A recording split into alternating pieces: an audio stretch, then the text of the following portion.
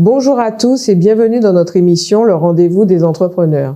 Nous vous proposons un programme qui a pour objectif de répondre aux problématiques des chefs d'entreprise afin de partager les astuces à connaître et les pièges à éviter dans le cadre de votre activité. Pour cette émission, nous avons choisi d'aborder un thème sur la posture du chef d'entreprise. Chef d'entreprise, comment être la bonne personne pour votre entreprise? Bonjour Madame Alwesh, bienvenue sur notre plateau.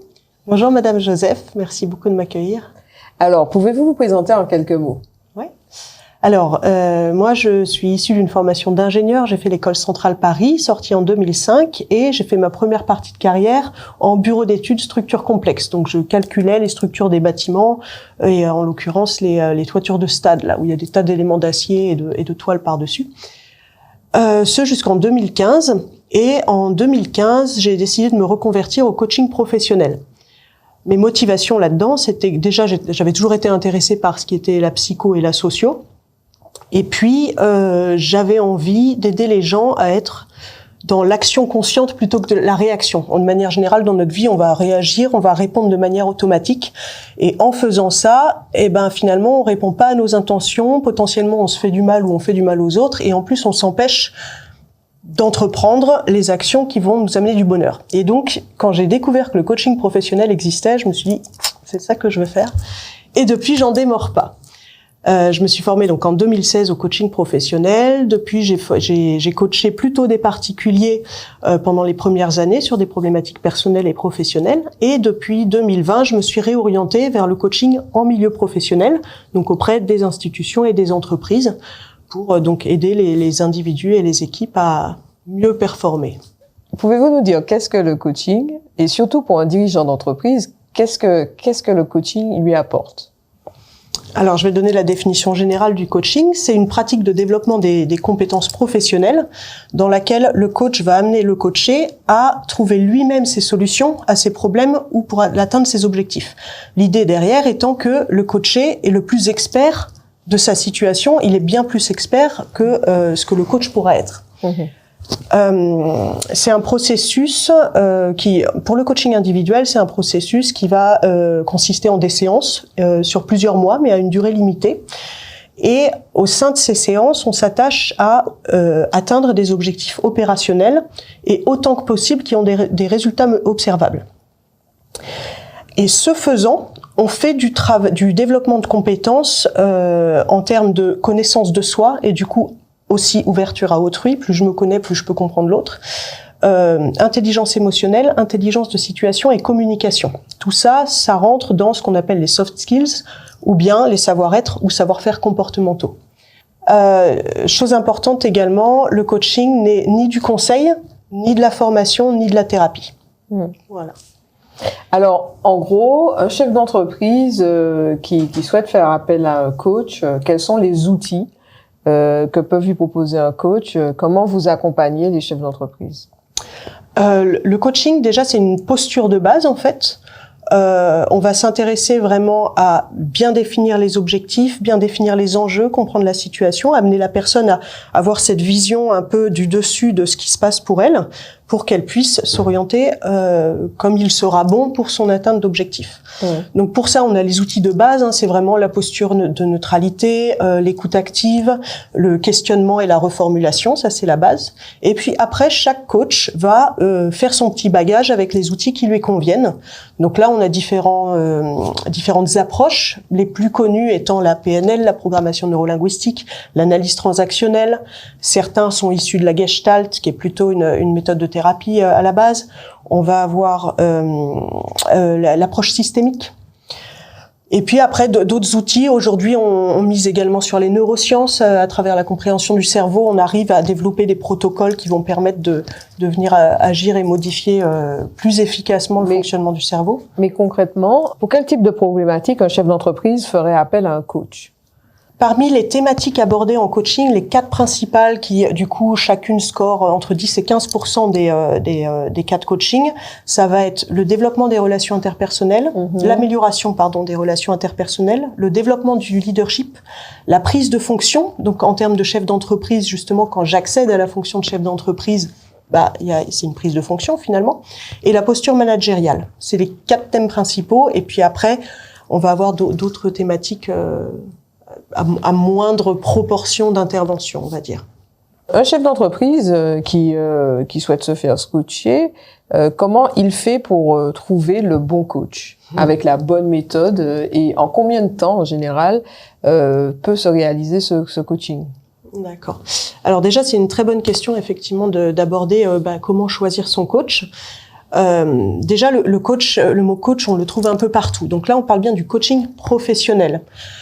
C'est une profession qui, grâce à l'effort de 3 fédérations, depuis quelques années, se structure, s'unifie, se réglemente et se rend lisible et reconnaissable auprès des institutions. Donc il y a une professionnalisation qui est en train de se mettre en place et une réglementation qui va avec ça. Ces 3 fédérations, on a l'EMCC, l'ICF et la SF Coach. Pour un coach, c'est pas une obligation. Pour un coach professionnel, c'est pas une obligation d'adhérer à ces fédérations. Cependant, on peut aller voir dans les annuaires de ces fédérations les coachs qui vont en être membres et qui du coup s'engagent à respecter le code de déontologie qui va avec. Donc ça, c'est une première chose déjà pour sélectionner des coachs, il y a ces annuaires-là. À défaut, on peut aussi demander au coach son diplôme. Est-ce que c'est bien un diplôme de coach professionnel et pas une formation de coach en développement personnel ou autre chose? Et puis, s'il a une accréditation, une certification, quelque chose qui vient encore plus appuyer des preuves de sa professionnalisation. En termes toujours de paperasse, un coach se doit d'être supervisé, donc vous pouvez leur demander les attestations de supervision et également la responsabilité civile professionnelle. Ça, c'est pour l'aspect document et preuve. Ensuite, quand on choisit un coach, idéalement, il faut quand même en rencontrer 2 ou 3 pour trouver le bon.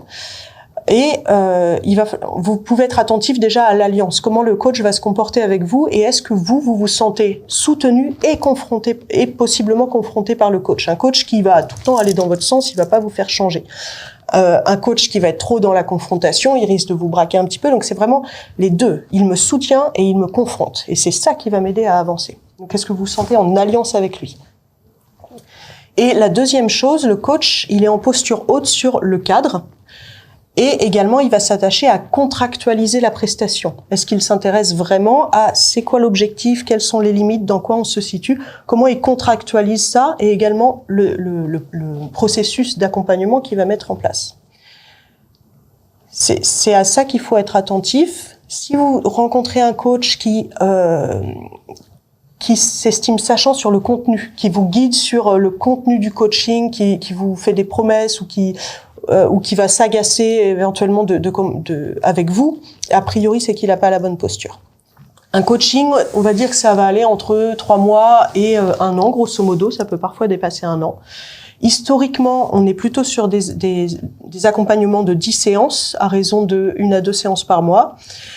Cependant, c'est en train de se modifier parce que parfois il y a des objectifs où en quelques séances ça va se faire, donc on va contractualiser 3 séances, etc. Donc tout ça, c'est en train de s'adapter. Ce qui compte, c'est de toujours être ajusté par rapport aux besoins, de s'autoriser à venir modifier s'il y a besoin. On est là vraiment pour aider. Donc, si on fait les choses juste parce qu'on a prévu de les faire, on n'est pas dans l'efficacité.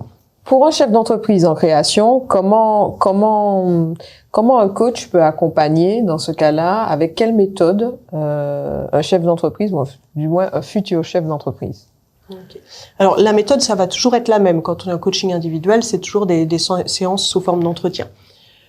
Les problématiques d'un chef d'entreprise qui crée, on va parler du chef d'entreprise, c'est-à-dire la personne qui à la base a un projet ou un métier qui lui tient à cœur et pour lequel elle doit créer son entreprise. Donc c'est pas quelqu'un qui a été formé à la création d'entreprise. Donc cette personne va déjà aller voir un peu c'est quoi les compétences du chef d'entreprise et va devoir se les approprier par rapport à son projet, décider de qu'est-ce qu'elle va prendre à sa charge et de qu'est-ce qu'elle va externaliser comme fonction. Et donc ça, le coach peut l'aider effectivement à prendre des décisions là-dessus.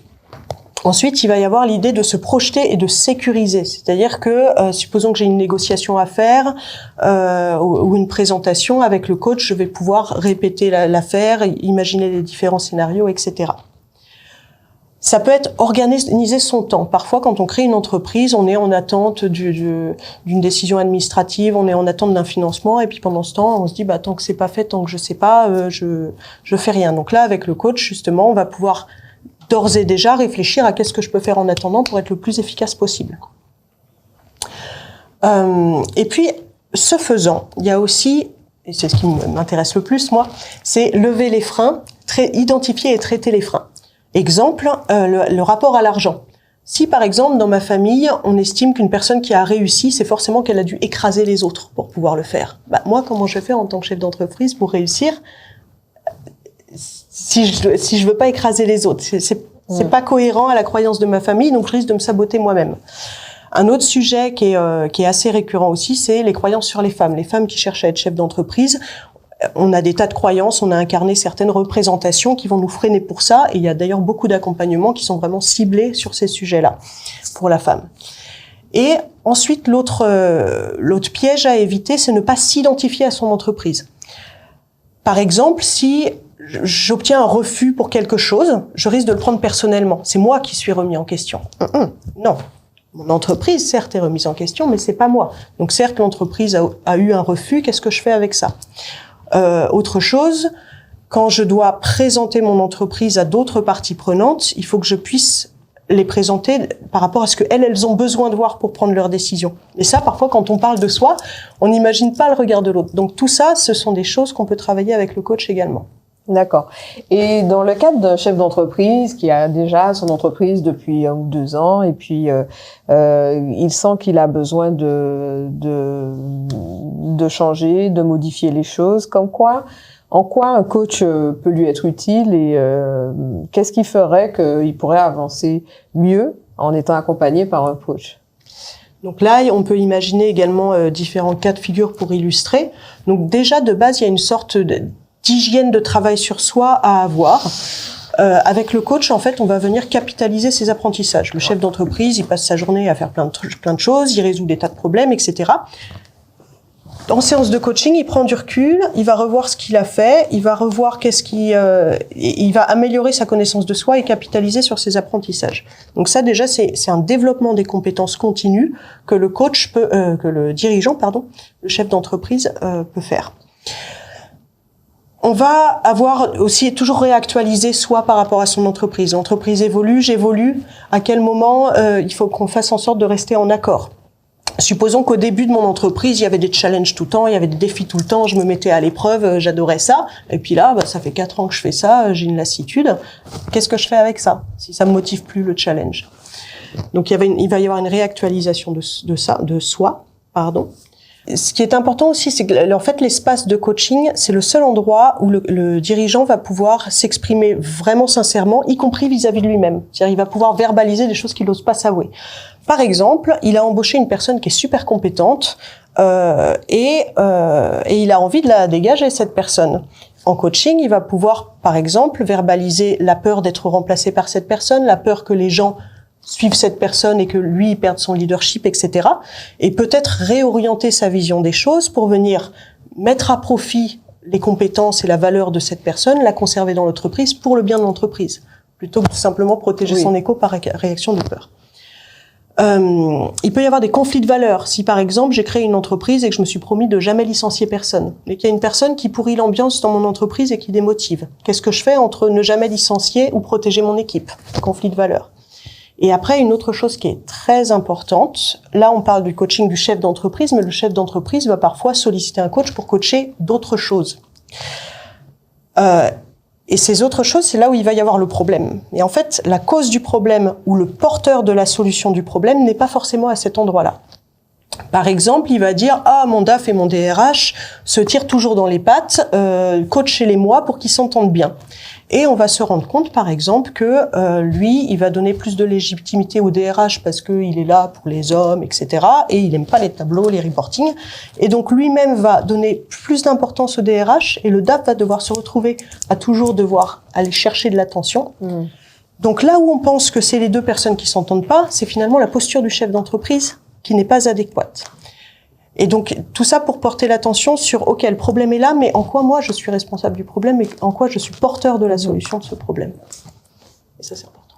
J'avais d'autres exemples, mais c'est déjà très bien. Déjà pas mal. Alors, maintenant, quand un chef d'entreprise connaît des difficultés d'entreprise, ça peut être des difficultés de toutes sortes, financières, juridiques, comment un coach, là, peut accompagner Et existe-t-il des organismes qui sont spécialisés pour le faire? Alors, des organismes spécialisés quand l'entreprise est en danger de liquidation, etc., bien sûr. Mais là, on est dans l'ordre du conseil, donc ça va pas être le rôle du coach. S'il y a une grosse difficulté qui est vraiment flagrante et qui est un danger pour l'entreprise, c'est soit que de manière interne à l'entreprise, au niveau de sa structure ou de sa dynamique, il y a des dysfonctionnements, soit que le contexte extérieur a changé. Donc là, si on est dans une grosse crise, il va falloir transformer quelque chose qui est pas juste de l'ordre de petits ajustements. Il va falloir transformer quelque chose en profondeur. Dans le fond. Ouais. Et donc là, ça veut dire qu'il va falloir laisser derrière soi certaines choses et adopter des nouveaux comportements. Donc là, on est dans un processus de deuil. Et avec le risque, parce qu'au début d'un processus de deuil, on va être dans le déni. On veut surtout s'accrocher à ce qu'on a déjà, on veut surtout pas y aller. Donc on s'accroche, on fait toujours plus de la même chose. Or, c'est justement ce toujours plus de la même chose qui crée le problème. Donc avec le coach, on va pouvoir justement prendre du recul sur tout ça, prendre les bonnes décisions, et puis trouver éventuellement le courage de faire ce qu'on n'a pas envie de faire, mais qui permet de sauver l'entreprise ou en tout cas de répondre à des objectifs qui ont de la valeur. Alors, en termes d'organismes qui accompagnent les entreprises en difficulté, qu'est-ce qui existe aujourd'hui? Alors, donc, avant la liquidation, ça, je saurais pas répondre. Par contre, après la liquidation, un chef d'entreprise qui a vu son entreprise liquidée peut bénéficier de l'accompagnement de la 60 000 rebonds. C'est une association qui aide justement ces chefs d'entreprise en cette période difficile. Et donc, à travers l'accompagnement donc d'un coach en premier lieu, justement pour se ressourcer un peu émotionnellement, faire le bilan, etc., d'un parrain ou d'une marraine pour nous accompagner dans notre nouveau projet et avec l'aide d'experts sur des sujets techniques. Il va être accompagné pendant 2 ans jusqu'à rebondir et se retrouver une situation professionnelle, que ce soit dans le salariat ou en nouvelle création. Mais en tout cas, il n'est pas seul et donc n'hésitez pas à solliciter 60 000 rebonds. Pouvez-vous nous indiquer quel est le prix en moyenne d'une séance de coaching? Alors, en termes de prix, de tarifs, je vais pas le dire. C'est très variable. Il y a vraiment de tout, et je veux pas figer les choses. On va pouvoir s'intéresser donc au tarif horaire, certes, mais également à la durée de séance, au nombre de séances. Et si on accompagne des équipes ou des organisations, il y a également un temps de présence en dehors et de préparation qui est à prendre en compte. Les 2 manières de regarder quel est l'intérêt au niveau financier d'utiliser le coaching, c'est déjà le retour sur l'investissement. C'est quelque chose qui est difficile à chiffrer, mais des études le font quand même. Elles arrivent sur des grosses actions à chiffrer ça. On a un retour sur investissement qui est entre 4 et 5. En général, quand on utilise un coaching, on s'y retrouve toujours. La deuxième chose pour considérer cette question, c'est qu'est-ce que ça me coûte de ne pas utiliser le coaching ? Quel est le coût d'une stratégie mal définie ou d'une stratégie qui n'est pas en accord avec les valeurs de l'entreprise? Quel est le coût d'objectifs qui sont mal posés? Quel est le coût d'équipes qui sont démotivées avec du désengagement et du turnover? Quel est le coût d'un management d'une époque révolue? Voilà, il y a tous les différents dysfonctionnements qui vont pas forcément se montrer comme des problèmes, mais finalement, il y a un coût à tout ça. Donc c'est oui, voilà. D'accord. Et donc, pourriez-vous nous indiquer quels conseils vous auriez pu donner à des chefs d'entreprise qui souhaitent se faire coacher? Alors, qui souhaitent se faire coacher, déjà félicitations. C'est pas forcément qu'ils ont un problème. Oui, voilà, c'est ça. Ne pas attendre d'avoir un problème. Et puis au pire, s'ils savent pas, ils appellent 2 coachs, ils les rencontrent, et puis si c'est pas le moment, ils rappelleront, ils verront plus tard. On peut toujours solliciter un entretien. J'aurais 2-3 conseils. C'est déjà oser donner de la valeur à l'immatériel. On est dans une société où tout ce qui n'est pas chiffré n'existe pas. Mmh. Mais en fait, déjà, la valeur de ce qui est impalpable se retrouve dans les résultats financiers d'une entreprise. Et puis d'autre part, entre une entreprise qui a un super chiffre d'affaires mais des gens malheureux, ou une entreprise qui a le même chiffre d'affaires mais des gens heureux, quelle est la valeur que vous donnez à ça? Ensuite, de toutes les façons, on le voit de plus en plus, notamment avec le RSE, ce déplacement de valeurs sociétales, et ce côté bien-être est très, très recherché. Et pour revenir d'ailleurs au conflit de valeurs tout à l'heure, la RSE, ça inclut aussi les aspects écologiques. Mmh. Donc une entreprise dont l'activité ne respecte pas l'environnement, le chef d'entreprise dont les enfants lui disent papa ou maman pourquoi tu pollues. On se retrouve avec le conflit de valeurs. Et pour en revenir aussi, donc toujours ne pas oublier cette identification avec l'entreprise. Certes, je ne suis pas mon entreprise, mais en même temps, mon entreprise est le reflet de qui je suis. Donc si je ne travaille pas à avoir une cohérence interne, une sorte d'alignement entre ce que je pense, ce que je ressens, ce que je dis et ce que je fais, bah, ça va se ressentir dans mon entreprise et tout ça va avoir des impacts. Enfin, on peut avoir tendance, quand on est chef d'entreprise, à cacher ses vulnérabilités, potentiellement à se les cacher à soi-même. Ne pas hésiter à, au moins dans l'espace de coaching, mettre à jour ses vulnérabilités et voir comment on peut les mettre à son profit, en fait. Parce que de toute façon, si on les cache, elles vont revenir nous embêter tôt ou tard. Voilà, c'est un peu les 3 conseils auxquels j'avais pensé. Ok, très bien. Bon, ben écoutez, je vous remercie pour votre participation à cette émission et sur ce plateau. Et je vous souhaite une bonne continuation. Merci. Et merci vraiment de m'avoir invité et de pouvoir mettre en avant le coaching professionnel. Entrepreneurs, j'espère que cette émission vous a permis de vous éclairer dans l'évolution de votre activité. Quant à nous, nous nous retrouvons le mois prochain pour une nouvelle émission. Et n'oubliez pas, demain, c'est aussi entreprendre.